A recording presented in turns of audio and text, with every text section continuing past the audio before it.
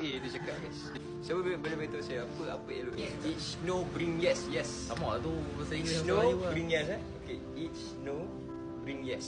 Okay, tahu tak apa maksud no? Makna next opportunity. Okay, no ni ada dua lah. Next one ataupun next opportunity lah.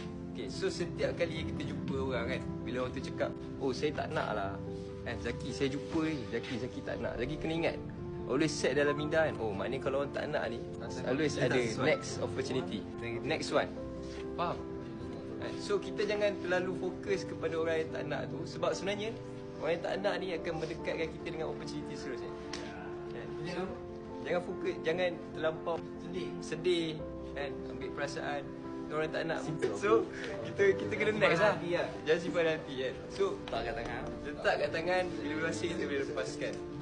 So yang penting next opportunity lah. So bila kita keluar ni, ada 3 benda yang penting lah kan. Macam saya cakap tadi, attitude, mindset dengan cara kerja. So yang ni adalah cara kerja lah. Cara untuk kita tak give up di lapangan. Okay. Faham tak Kim? Faham. Kim? Faham. Apa saya cakap tadi? Yang tadi saya cakap apa? Dia kata no. Maknanya orang tu memang tak nak. Ada 3 benda yang kita keluar ni kan. Paling penting LOA. Okay, Hakim turun dengan suit dia sekali, boleh turun? Ya.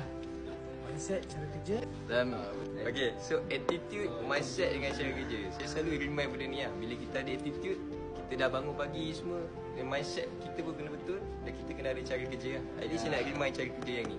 Fokus kepada, memang kita nak siap orang tak nak. Sebab bila kita orang tak nak tu, akan mendekatkan kepada lebih ramai yang nak. And next opportunity. Faham?